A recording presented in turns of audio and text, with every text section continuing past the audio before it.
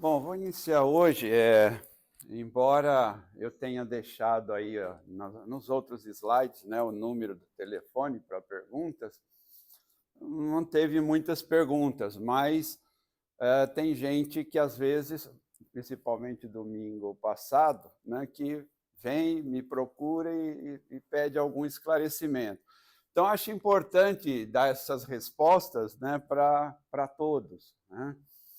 Para a gente, embora eu não estou vendo aqui quem perguntou, mas vai ficar gravado e aí a pessoa pode conferir, né? Uma coisa importante, né? Os exilados, que a gente falou que a carta de Pedro é mencionado lá para uma vasta região e para onde as pessoas haviam fugido, né? Devido à grande perseguição, isso a gente tem destacado. Então, uma coisa importante é que os exilados, eles não abandonaram a sua cultura, não abandonaram os seus credos. Que o questionamento é, mas a gente vai para um outro lugar, para um outro povo, é natural que a gente se ambiente ali naquele local e acabe absorvendo essa cultura, esse modo de proceder.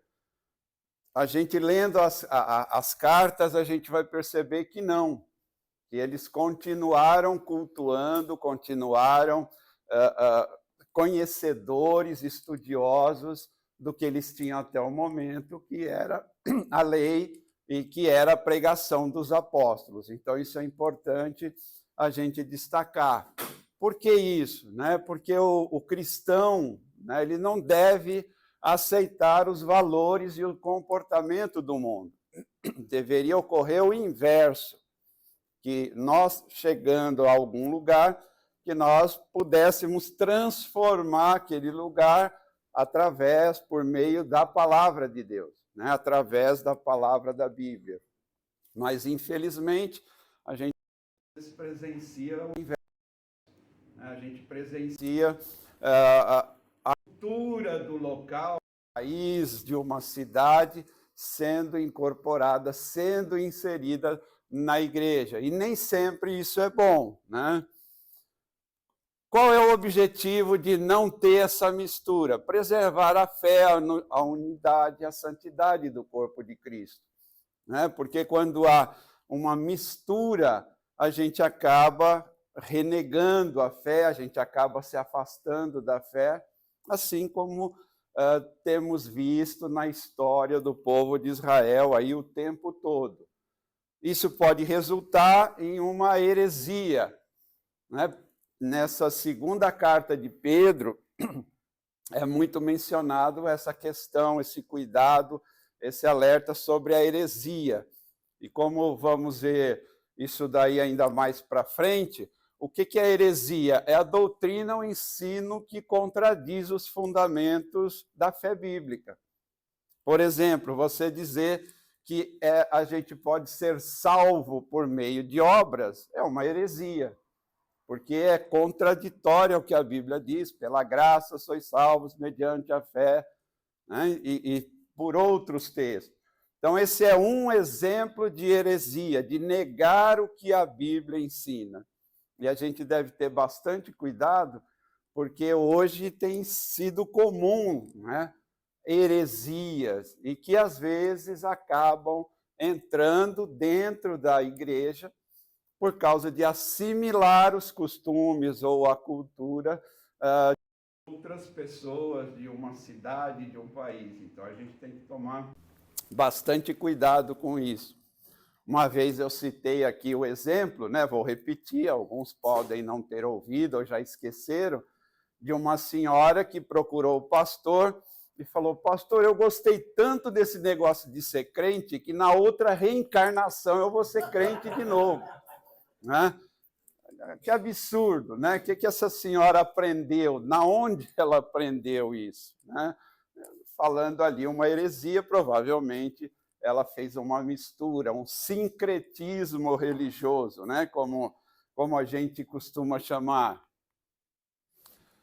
Outros exemplos de heresias, Pedro vai citar no seu texto, Paulo fala, né, também é uma mistura de cristianismo com ideias filosóficas ou místicas. Na época de Pedro e na época de Paulo, havia um grupo nas igrejas que eram chamados de gnósticos. Não tem nada a ver com agnósticos, tá? E os gnósticos, eles estavam prejudicando a igreja, gente dali que tinha se convertido, mas trazendo algumas filosofias do gnosticismo. E eles prejudicavam, né? Eles diziam, por exemplo, o espírito é bom, o que é mal é a carne. O que eu faço na carne não tem problema se com o espírito estiver tudo ok, né? Uma outra coisa que eles defendiam, a salvação pelo conhecimento, a gnose. Eles alegavam que a salvação ia ser alcançada quanto mais conhecimento eu tivesse, mais perto eu estaria de ser salvo. Uma heresia negando a fé, né? Era, vamos dizer assim, popular naquele contexto. Paulo vai alertar, por exemplo, Timóteo, vai alertar Tito sobre isso, né? Uma outra coisa, uma ética confusa os gnósticos tinham, né? Por meio de disciplina eu alcançaria a pureza espiritual. Eles faziam o quê? Jejuns rigorosos, celibato, pobreza voluntária. Percebam que tem alguns grupos de religiosos que defendem isso daí. Da onde veio isso? Da Bíblia? Não, da filosofia dos gnósticos. Essa questão do conhecimento, se você for pensar, às vezes nós estamos contaminados com isso. Quando alguém vai fazer uma palestra, um pastor aparece na igreja, como que ele é apresentado normalmente? Fiz seminário em tal lugar, escreveu 500 livros, que não sei o quê. Poxa, cara, tem um monte de conhecimento, então, né? Eu sempre pensei assim, né? Será que um pescador teria oportunidade de pregar num púlpito de uma igreja? Eu acho que não, né? E o pescador não recebe o dom de ensino do Espírito Santo, então o dom do Espírito só é dado para quem estudar, para quem fizer 4 anos de seminário. É isso, ele escolhe, né? Então é algo interessante. Um conceito dos gnósticos. Né? O conhecimento me faz melhor do que você. Eu tenho mais conhecimento. Eles pensavam exatamente isso. Eu tenho mais conhecimento, você é um ignorante, eu sou melhor que você e eu vou alcançar a salvação porque eu tenho o conhecimento. Então, Pedro vai se contrapor a isso. Pedro, Paulo, na carta que ele escreve a Timóteo, a Tito, afastar-se de pessoas. Houve um questionamento. Tá, mas e aí? A Bíblia não ensina isso? Eu não quero mais saber da pessoa, né? Afastar das pessoas que vivem em pecado e não se arrependem, separar-se do falso mestre. Mas o que é isso? Esse separar-se não é assim, eu vou entrar na igreja com aquela pessoa que eu sei que está sob disciplina, vou virar a cara, não vou cumprimentar. Não é isso que é dito. O que é dito é sobre a intimidade com essa pessoa. Eu vou cumprimentá-la. Como é que vai, irmão? Tudo bem? Bom dia, como está? Mas se essa pessoa me convidar para tomar um café na casa dela, eu não irei. Uma pessoa maledicente, eu vou tomar um café na casa dela, vai fazer o quê? Vai falar mal de alguém. Vai falar mal do pastor, vai falar mal da igreja. Vai falar mal do professor da EBD, o Edson, né? Então, eu não vou conviver com essa pessoa que está sob disciplina intimamente. Por quê? Porque eu não gosto dela, eu a desprezo? Não, porque ela tem que ter a consciência de que a atitude dela está fora dos padrões colocados na Bíblia. Então, fique bem claro aí, né? Porque eu falei sobre isso, então acabou, não vai vir. Não, não é isso, né? Mas pecado todo mundo tem. Sim, O pecado que você comete na sua casa, eu não vejo, não me escandaliza. Mas o que você faz em público me afeta e me escandaliza, é outra história. Então, quando a gente está falando aqui de disciplina, né, está falando de pessoas imorais, idólatras, maldizentes, né, bêbados, ladrões, corruptos. Na igreja não tem nada disso? Não sei. Não sei, né? Teve uma assembleia lá convocada que descobriram que um irmão estava recebendo... irmão, foi receber dinheiro de corrupção. Aí levaram para a assembleia, irmão, tal, dinheiro. Vão afastar o irmão. Ele está sob disciplina. Aí ele pediu perdão e tal, pediu perdão, está tudo certo? Não, ainda não está tudo certo.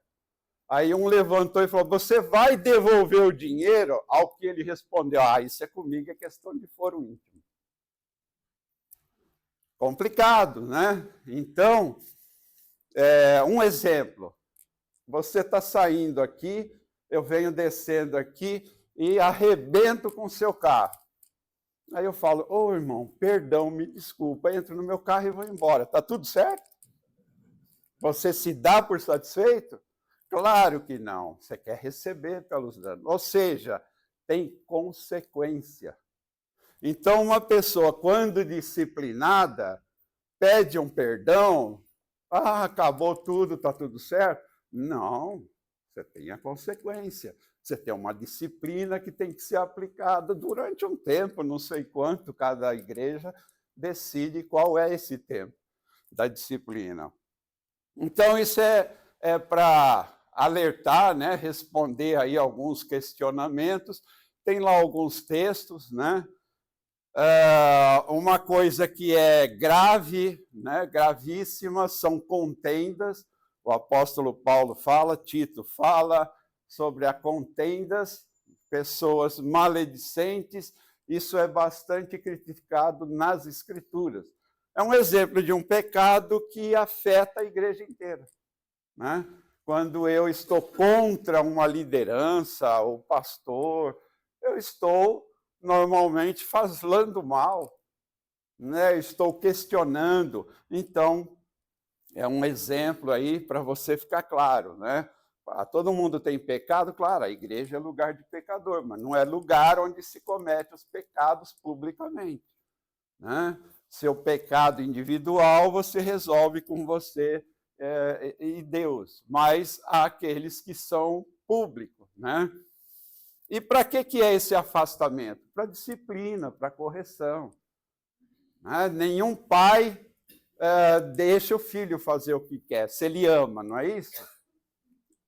Eu creio nisso, eu várias vezes tive que punir minha filha, né? Porque eu detesto, eu odeio minha filha? Não, exatamente o contrário. Então, é importante como uma medida de disciplina. Outro questionamento que eu falo muito aqui de maturidade espiritual. Afinal de contas, o que é maturidade espiritual, né? Vamos ver lá. Crescimento do cristão rumo à semelhança com Cristo. Quanto mais eu me pareço com Cristo, mais maduro espiritualmente eu sou. E como eu consigo me parecer com Cristo? Está aqui, é só estudar. Aqui a gente tem a descrição dos comportamentos. Aqui tem o fruto do Espírito, a obra da carne, né?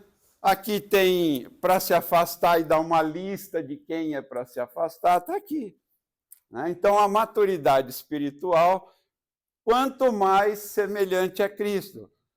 Então, tornar-se mais parecido com Jesus, deixar atitudes infantis e buscar profundidade na fé, evidenciar o fruto do Espírito, tá bom? Então, guarda aí, está lá em Gálatas 5, 22 e 23, né? Amor, paz, bondade, benignidade, e aí vai. Tem uma lista longa lá. Se você tem aquelas características, provavelmente é uma pessoa madura espiritualmente. Saber distinguir entre o bem e o mal. né? Está difícil hoje, né? Tem muita gente aí que não está conseguindo distinguir isso. Crescer em meio às dificuldades. A igreja primitiva enfrentava uma série de dificuldades e cresceu, né? Conclusão: é viver como Cristo, com fé firme, caráter transformado e vida frutífera. Isso é o que a gente define aí como maturidade espiritual. E aí agora a gente entra lá na segunda carta de Pedro. Né? Enorme essa carta, muito grande. Quantos capítulos tem? Oh, tão afiada, hein? Gostei. Só 3, então a aula vai acabar daqui a 10 minutos, né? O que eu tenho para falar de 3 capítulos do livro de Pedro, não é? Bom, eu falei isso até como introdução, ironicamente. Eu consegui produzir mais de 80 slides sobre esses 3 capítulos da carta de Pedro. Como assim? Porque a Bíblia, isso aí já virou meu mote, todo mundo já sabe, não é apenas para ser lida, ela tem que ser estudada em profundidade. Então não é para ler a Bíblia? Não, leia a Bíblia toda em um ano, aí tranquilo, não vamos brigar. Eu já falei que eu não consegui até hoje, porque eu paro nos versículos lá que eu fico encrencado lá por tempos, né? Então é importante, né, ler a Bíblia e estudar em profundidade. Então eu estou dizendo isso aqui com mais de 90 slides. Se eu continuasse mexendo, provavelmente seria mais. Não é porque eu sou melhor que ninguém, não, é porque é rico, é um livro rico. Né? Você vai lá, olha e compara a tradução disso, daquilo, pega o comentarista X, Y, Z, o que ele está falando, o que não está, complementa com os outros livros da Bíblia. Ali a Bíblia interpreta a própria Bíblia. Né? Essa é a regra básica aí. Então, é um alerta aí para você, né? Só 3 capítulos? Não, mas tem muito muito que estudar. Né? E eu sempre digo aí, a minha esposa pegou, que eu falei que ela faz a correção, né, dos textos, ela falou, nossa, mas tudo isso para 3 capítulos? Eu falei, pois é, tudo isso para 3 capítulos. Então é importante aí a gente se dedicar ao estudo.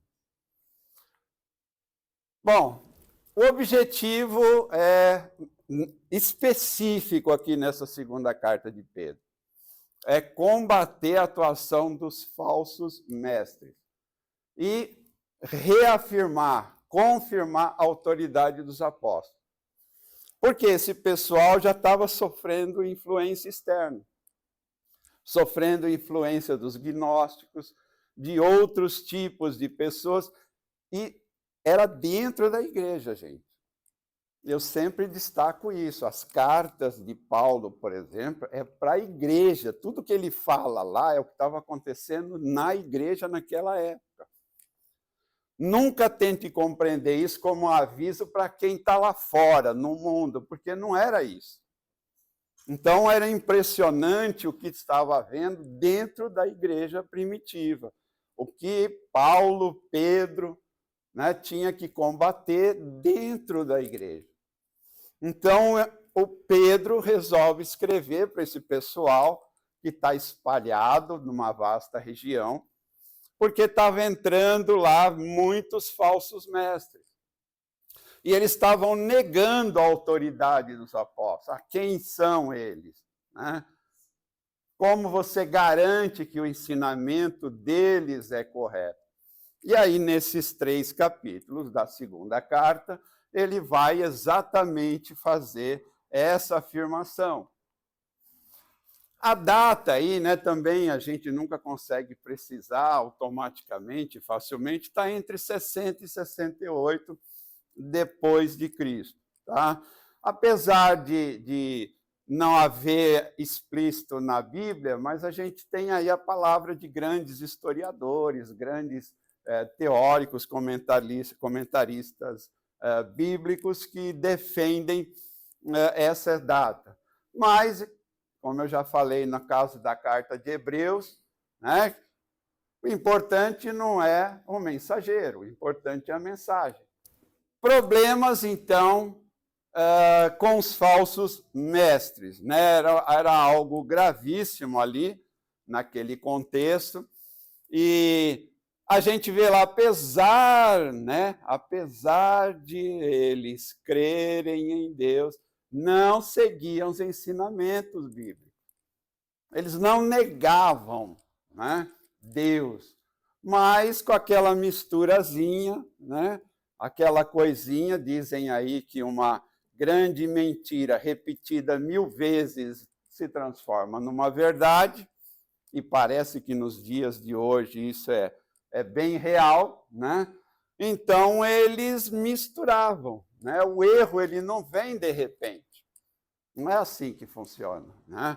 O erro vai acontecendo aos poucos, e por impressionante que pareça, né? O erro é sempre agradável, né? Muitos erros, muita coisa que não se deve fazer é agradável, né? E tem que ser, porque senão a pessoa não faz, né? Imagine se você vai fazer algo desagradável, né? Então, diante disso, o autor quer advertir essa comunidade: olha, cuidado, né? Preste atenção no que está sendo dito, quem está falando, da onde vem a autoridade dessa pessoa. Ele vai exortar, então, ali o amadurecimento espiritual. Aquelas pessoas só conseguiriam identificar o que era falso se elas conhecessem.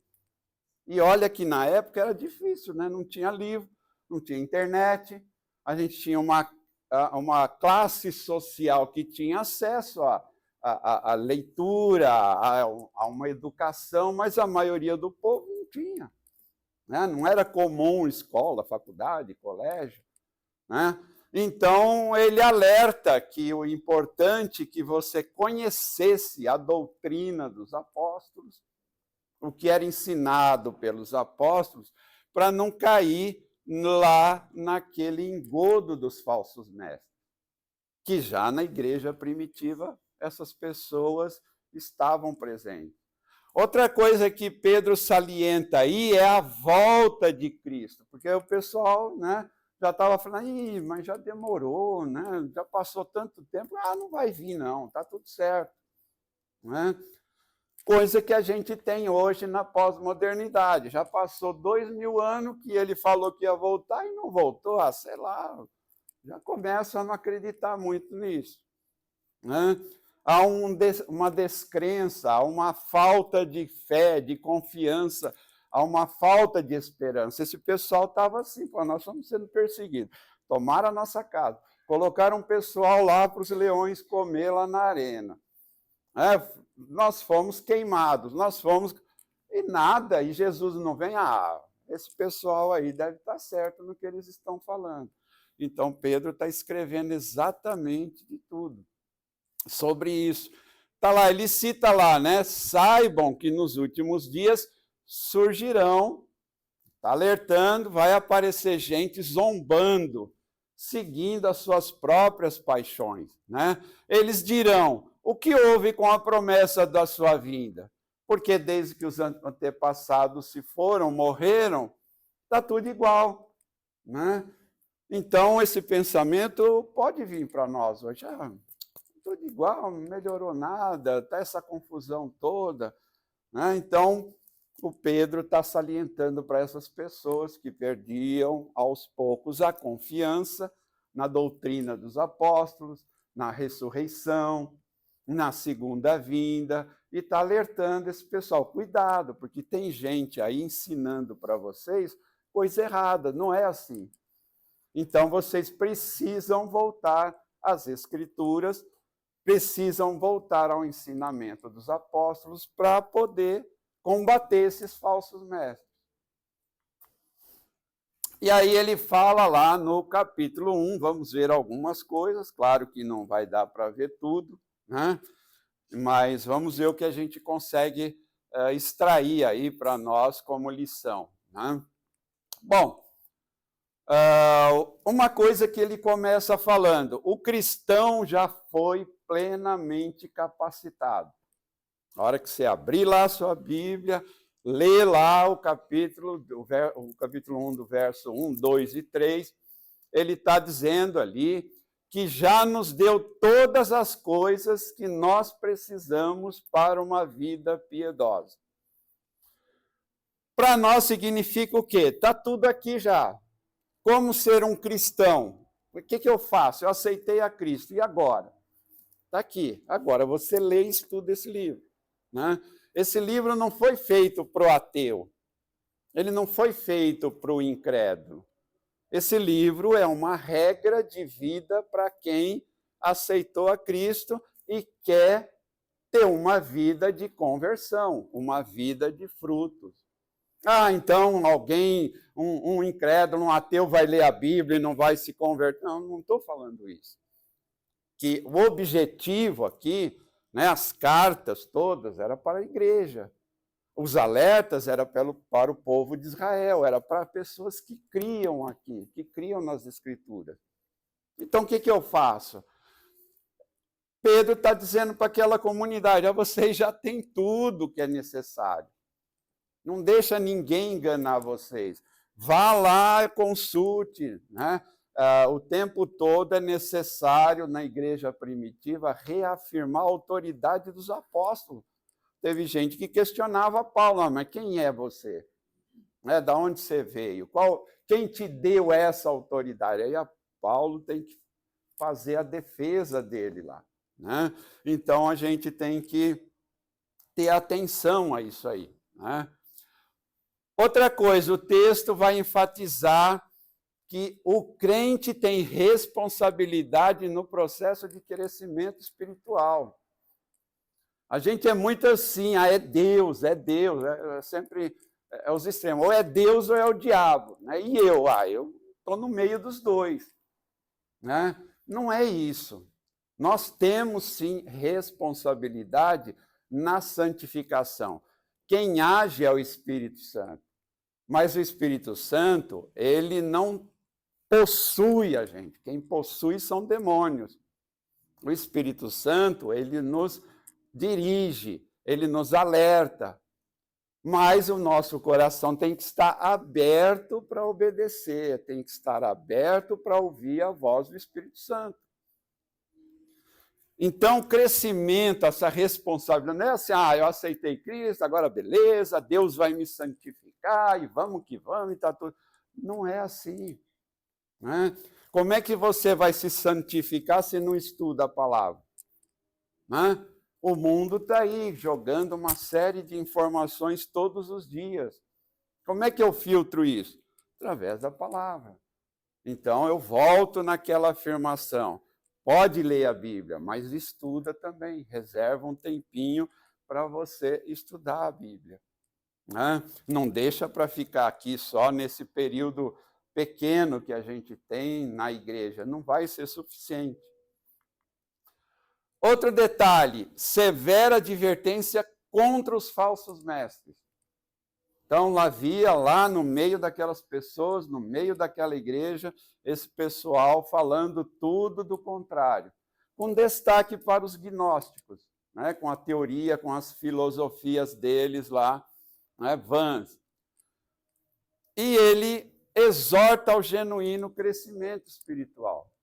Você vê, né, quanta coisa que Pedro tem para dizer numa cartinha, né, que a gente dividiu em 3 capítulos, que todo mundo sabe que a Bíblia não era dividida assim, né? Ela foi escrita em letra corrente, né? Em linguagem corrente, em rolos, mas foi dividido para a gente encontrar, achar melhor, né?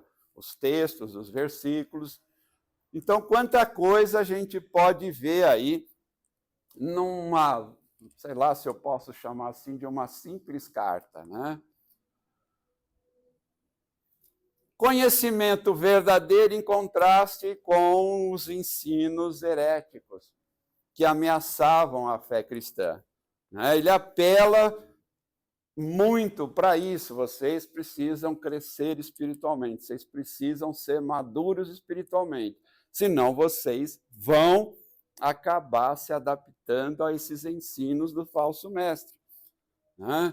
Então, Pedro tem que destacar, tem que mostrar, tem que fazer essas observações. E o crescimento espiritual fundamentado na suficiência de Cristo. Não no conhecimento da cultura, não no conhecimento científico, filosófico da época. Porque os gnósticos se baseavam exatamente nisso, em conceitos filosóficos, e não na fé bíblica, né? E não na fé bíblica autêntica, né? E não na doutrina dos apóstolos. Então a gente tira para nós o quê? Nós já recebemos tudo que nós necessitamos para a vida. Você não tem desculpa. Tem, né? O pessoal inventa desculpa para tudo hoje em dia, né? Mas está tudo aqui. Uma certa feita aí eu escutei, a Bíblia não tem tudo que a gente precisa, não tem. Tem sim. Aqui tem tudo que a gente precisa. É claro que aí a gente mistura com conceitos culturais, filosóficos, aí a coisa vai para onde? Pende para o secularismo. Né? Pende a... Por que você faz isso? Todo mundo está fazendo, mas sabe, a Bíblia foi escrita há muitos anos atrás, a cultura era outra. Então não presta mais. Se foi escrita para aquela cultura, se foi escrita para o pessoal de 60 após Cristo, então não serve mais. Para que nós estamos fazendo aqui? Né? Se mais importante é a mudança na cultura, e o que a gente tem que pensar, será que tudo que está aí culturalmente, tecnologicamente, é da vontade de Deus? Então, essa provisão, ela inclui lá preciosas promessas, né? Ela tem promessas para a gente. Qual é a promessa principal que o crente deve esperar e confiar? A volta de Cristo. Muito bem, todo mundo respondeu junto, fortemente, né? A esperança do crente é a volta de Cristo. Essa é a nossa esperança. Você que está tentando melhorar o mundo de alguma forma, eu tenho uma notícia muito ruim para você. Você não vai melhorar. O mundo vai piorar. Porque se não piorar, está escrito aqui é mentira. Não vai melhorar, né? Você quer salvar os cachorros, quer salvar o planeta, quer salvar... Esquece, meu irmão, esquece. O pecado contaminou tudo. Está tudo contaminado pelo pecado. A única salvação vai ser um mundo melhor sob o reinado de Cristo que vai acontecer. A gente vai ver isso lá em Apocalipse. Eu falei que eu vou revelar quem é a besta, quando vai ser o arrebatamento. Então, esperem. É aquela chamada de youtuber, né? Agora eu vou revelar como ganhar dinheiro. Então, não vai ser nada disso, você vai se decepcionar. Mas venha, venha. Então, Pedro apresenta lá uma sequência de qualidades espirituais. Ele fundamenta lá em algumas virtudes, segue aquele ritmo ali, você pode ver ali no texto depois, né? Fé, conhecimento. Quem tem conhecimento tem fé. Quem tem domínio próprio tem conhecimento e fé. Quem tem perseverança tem domínio próprio, conhecimento e fé. E assim vai. Ele cita numa sequência. Como a gente deve ir se aperfeiçoando nestas virtudes. Fé, conhecimento, domínio próprio, perseverança, piedade, fraternidade, amor. Então ele dá lá, vamos chamar assim, né, o caminho das pedras, né, para você crescer. Presença dessas de virtudes, né, que ele chama isso lá de virtudes, gera uma vida cristã produtiva. Se você tem tudo isso, você vai ser um cristão produtivo, vai ter uma vida espiritualmente ativa, né? E a ausência é uma cegueira espiritual. Já começa com fé, porque se não tem fé, não tem mais nada. Não é? Esse livro aqui não é para provar a ciência. O que está escrito aqui é objeto de fé. Né? Tanto que se você chegar para alguém aí que não crê, Um dia nós vamos ser arrebatados. O que é arrebatamento? Vai sumir todo mundo. Você é doido, está delirando, que isso? Como assim? Vai sumir do nada no ar? Não é possível. Ah, já sei. Vai vir os ETs e vai abduzir. Ah, bom, agora eu entendi. É a hora que todo mundo desaparecer, porque veio um disco voador, levou todo mundo, né, para um planeta melhor, cheio de flores, maravilha. É a única forma de se defender desse argumento. Então, tudo começa com fé, né? E tem um versículo que fala disso, né? Estou lembrando aqui. E aí, quem me ajuda aí? Sem fé é impossível agradar a Deus. Por que será que ele colocou logo em primeiro, né? Não tenho fé, não tenho mais nada. Se você não tem mais fé na volta de Cristo, você está fazendo o quê aqui? Vai para casa. Né? Vai estudar a Bíblia para ver se você consegue adquirir um pouquinho de fé. Né? Então, essa é a mensagem aí de Pedro. A fé salvadora, para Pedro, manifesta-se em frutos visíveis. Para Pedro, se você não tiver fruto, é porque você não tem fé. Parece até que ele leu Tiago, né? 2,17. Assim também a fé, se não tiver obras, por si só está morta.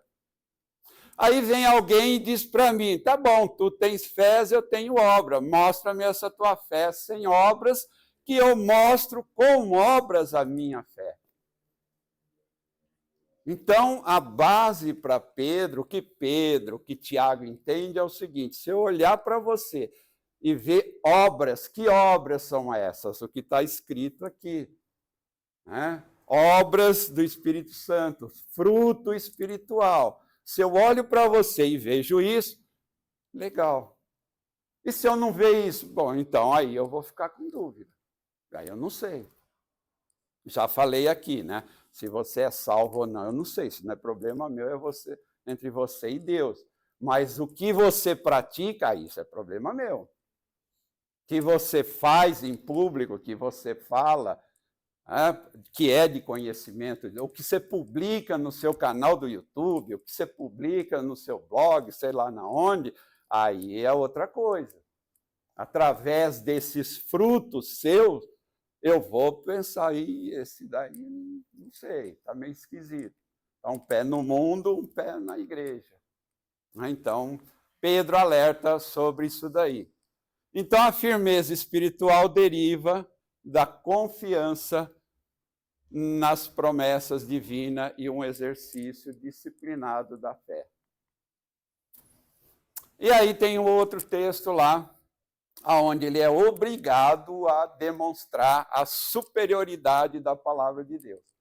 Esse povo estava vindo lá com outras filosofias, né, tentando ensinar outras coisas, então ele precisa falar sobre isso também.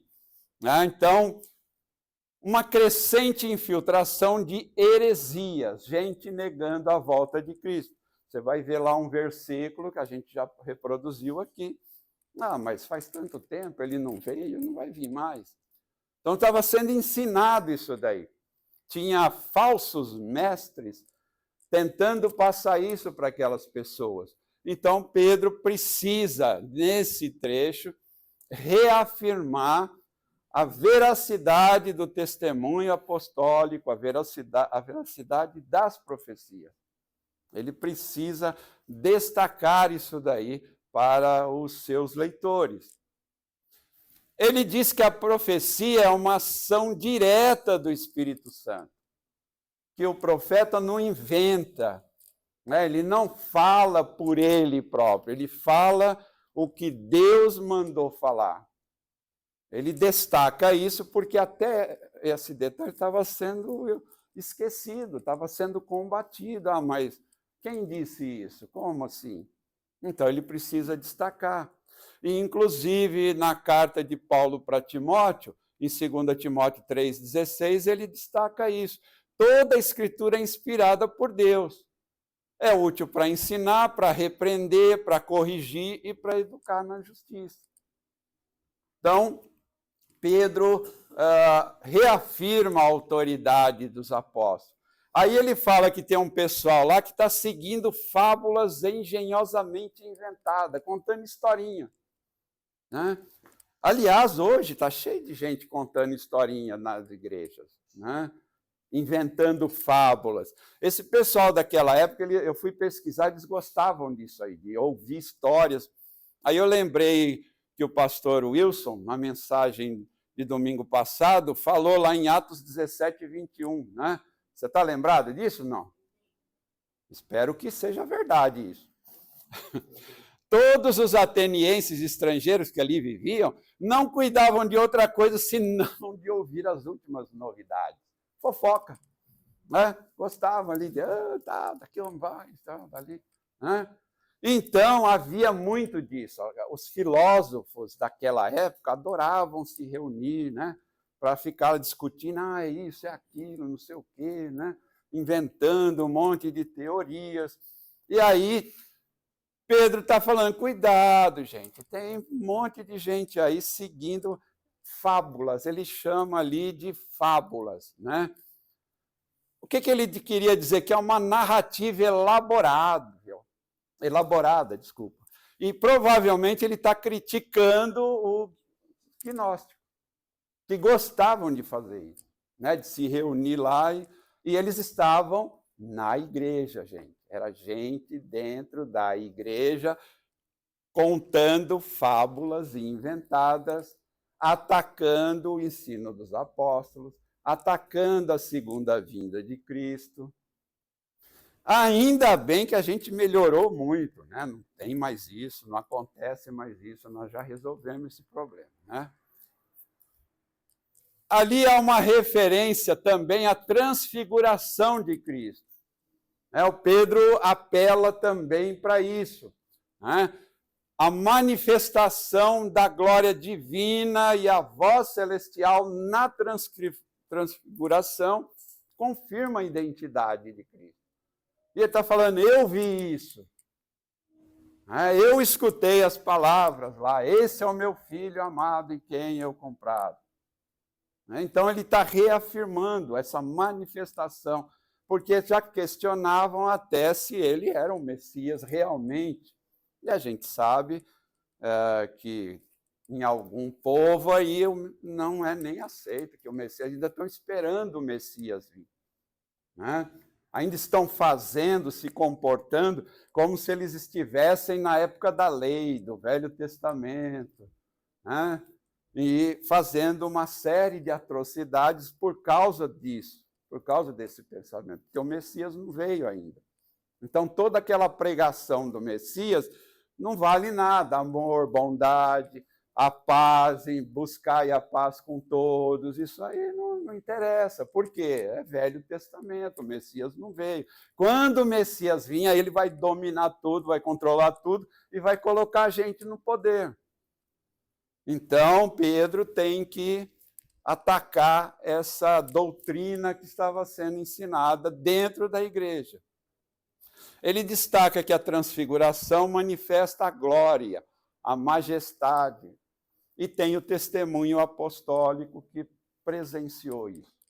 Não de um, mas de três, né, que podia testemunhar sobre esse momento que prova a glória, que Jesus era o Messias prometido. Então, ele tem que atacar essa teoria também, porque estava sendo questionado. Aí ele diz, noutra parte lá, temos ainda mais segura a palavra profética.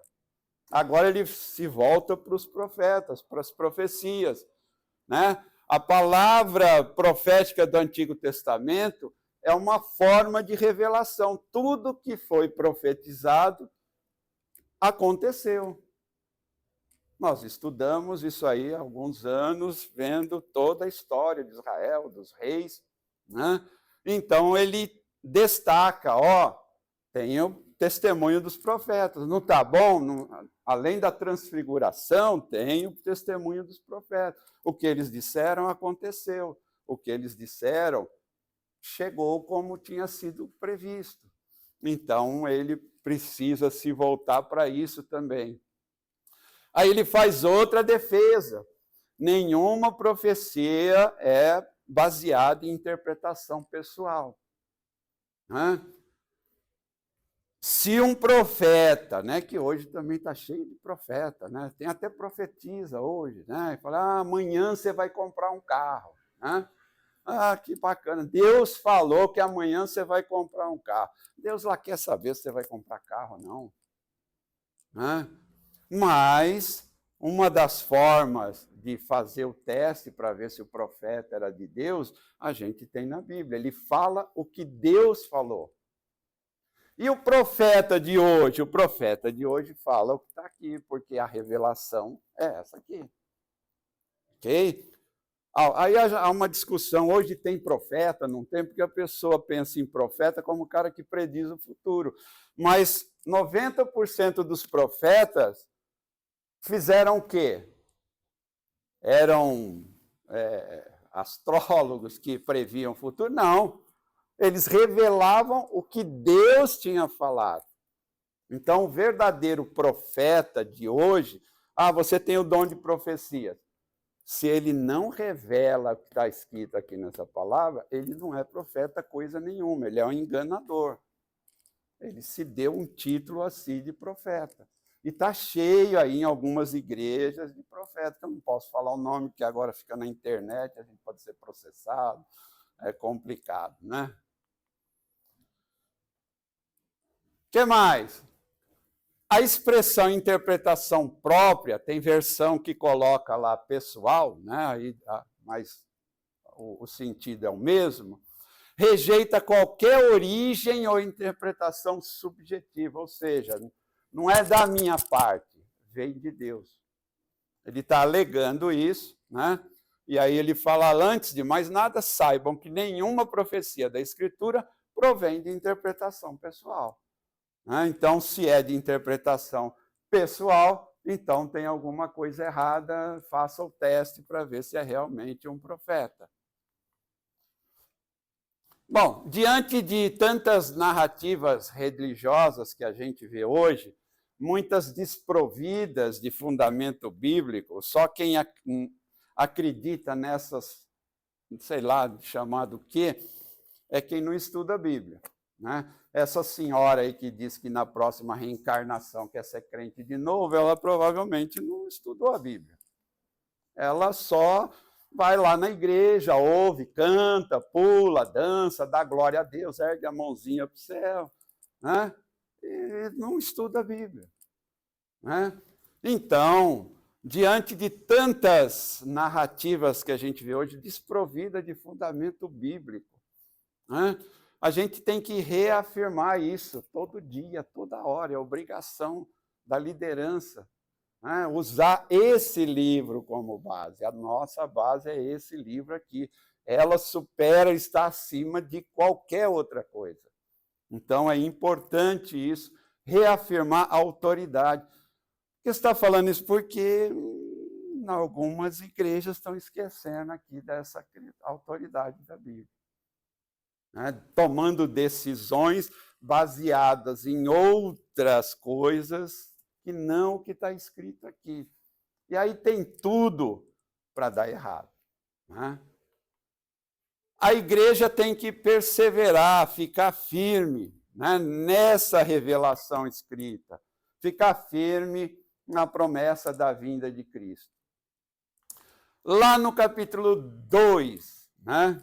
No capítulo 2, ele se dedica a fazer uma advertência contra os falsos mestres.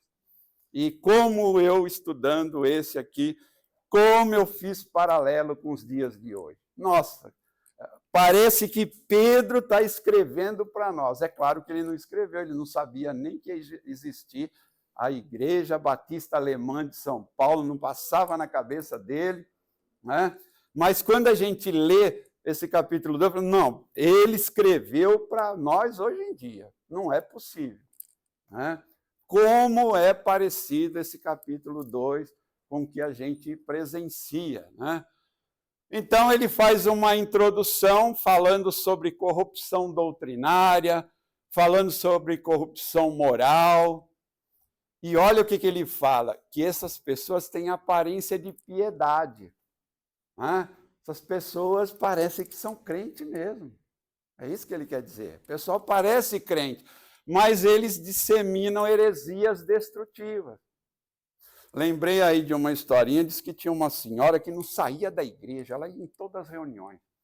Em todas, ela ia, falou que ia ter culto, ela estava lá, e o pessoal, nossa, essa mulher é piedosa mesmo, olha, uma crente verdadeira, né? Aí, ao que uma irmã falou que nada, irmão, ela falou que ela faz tudo isso porque ela não aguenta ficar em casa com o marido. Ah, que piedosa essa mulher, né? Que falsa piedade, né? O Pedro está falando, espero que ninguém aqui faça isso, tá bom? Vem na igreja, mas não para fugir do cônjuge, tá bom? Então, ele está alertando lá que tem esse pessoal lá na igreja, parece tudo crente, mas não é. É gente espalhando coisa destrutiva. E ele fala lá, vai ter falso mestre no meio dos cristãos, com vocês. O que eles vão fazer? Introduzirão heresias destruidoras. A gente já definiu lá no começo o que é heresia. Né? Até mesmo renegar o soberano Senhor que os resgatou. É claro que ele não faz isso abertamente. É, como diz na gíria, comendo pelas partes, né? Pelas beiradas. Né? Vai. Então, ele está alertando lá. Já tinha esse problema lá naquela época, né? Como eu sempre digo, ainda bem que a gente já resolveu tudo, está tudo certo hoje, já seguimos o bom exemplo. Ele fala lá, ó, muitos serão seduzidos por eles. E as ações desse pessoal vai causar escândalo, vão difamar o caminho da verdade. Acontece isso hoje. Né? Acontece isso, o que eu tenho escutado nesses últimos tempos, de elogio para os crentes, vocês não... É cada elogio maravilhoso. Né? Por causa do comportamento. Por quê? Porque eles veem o fruto seu.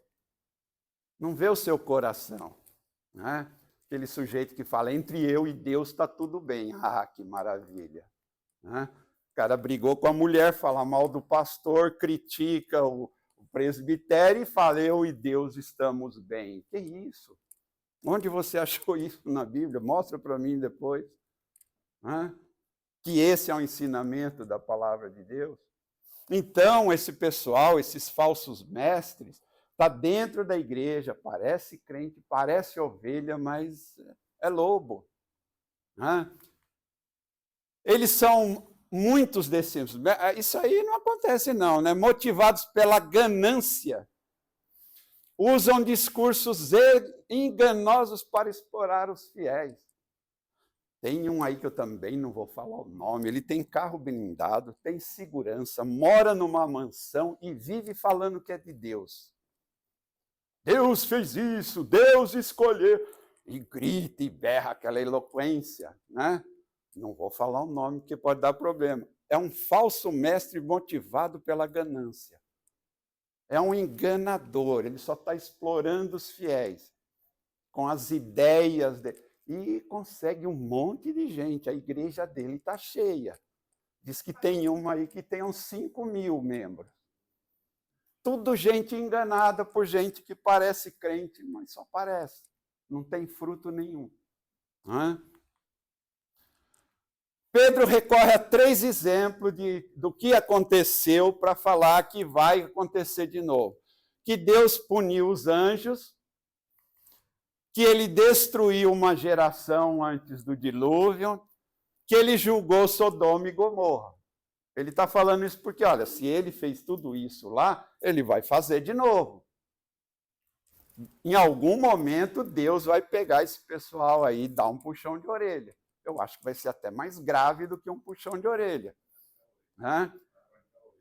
Tem aquele texto que diz, apartai-vos de mim, malditos, para o fogo eterno. E eles vão chegar lá falando, nós expulsamos o demônio, falamos em língua e agora o Senhor vai mandar a gente para o inferno? Eu sempre tive medo desse versículo aí, sei lá, né? Eles são descritos lá, Pedro descreve ele, são atrevidos e arrogantes. Eles não são? São, né? Eu já escutei esse povo falar. São irreverentes. Alguns até blasfemam contra seres espirituais, seres celestiais. Irracionais como animais, né? Eles são verdadeiras manchas na celebração da comunidade cristã.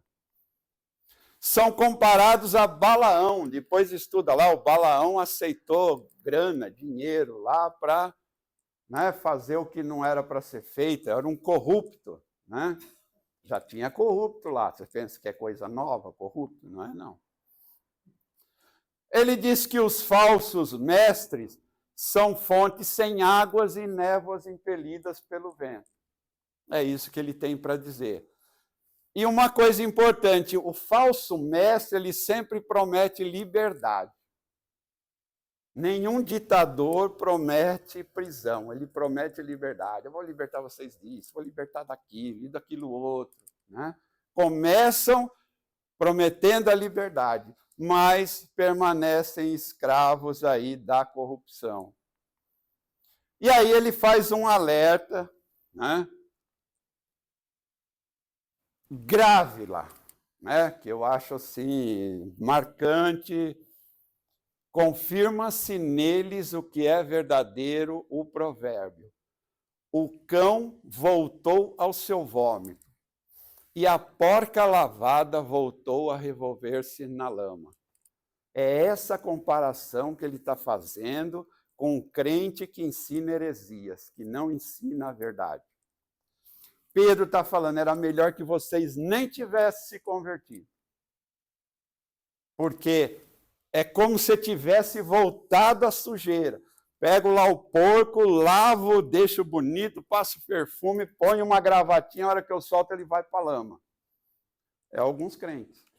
Dizem que aceitaram Cristo, é batizado, foi lavado nas águas do batismo e volta para a lama. Volta para a lama do mundo, volta para a imundícia. Teologia do juízo, né? Pedro está afirmando, né? Apesar que nós temos lá um texto lá em Coríntios, pois todos devemos comparecer diante do tribunal de Cristo. Todos nós aqui, ó, eu e você, nós vamos para o tribunal de Cristo. Se você é salvo, você não vai para o tribunal para condenação, mas vai ser analisado que fruto você produziu aqui. A minha professora da EBD, o jeito ilustrativo dela ensinar é o seguinte, você vai chegar lá e aí Deus vai te dizer, olha, você aqui só vai ganhar um tijolinho, você não fez nada, só toma, esse tijolinho é seu. Aquele que produziu frutos, Deus vai chegar, está aqui uma mansão para você. Ela usava essa ilustração, né, para dizer, é o que o Paulo fala que é o galardão. O crente vai receber galardão. Uns não vão receber nada e vão ficar envergonhados na presença de Cristo por não ter feito nada. Ganhar a salvação de bandeja, de brinde e está tudo certo. Romanos também fala, ó, todos compareceremos perante o tribunal de Deus. Cada um de nós dará conta de si mesmo a Deus. Eu imagino assim, né? Não está escrito, mas eu imagino uma tela assim, e aí vai mostrar lá o Edson mentindo, o Edson passando sinal vermelho, o Edson andando em excesso de... Ô, meu filho, olha aí, hein? Que crente você é. Parabéns, eu vou te dar um tijolão na cabeça. Eu imagino isso, não sei se é a Bíblia, né? Não diz que é assim, mas imagino, vai passar a sua vida toda, como você vai ter a mente de Cristo, né? A Bíblia diz, nós teremos a mente de Cristo, nós vamos precisar ficar lá 15 horas assistindo esse filme, vai ser uma leitura dinâmica de tudo que você fez que não prestou, que não edificou, que não produziu frutos. Bom, eu tenho que terminar, né? Tenho que terminar, vamos terminar aí no capítulo, nesse capítulo 2, destacando aí, né, o que o verso diz. A apostasia é tratada com extrema seriedade, se afastar de Cristo, ensinar heresia, enganar, não tratar do pecado é extremamente grave. E o ensino é claro, melhor fora-lhes nunca ter conhecido o caminho da justiça. O que ele está dizendo é o seguinte, era bom que você nem tivesse aparecido aqui na igreja. Se é para você fazer tudo isso, era melhor que você estivesse lá fora. Se você vai continuar sendo maledicente, corrupto, causando divisões, causando inveja, em busca de poder, era melhor você ficar lá fora, que você nem tivesse vindo para a igreja. É exatamente isso que eu entendo que Pedro está falando para aquele povo lá.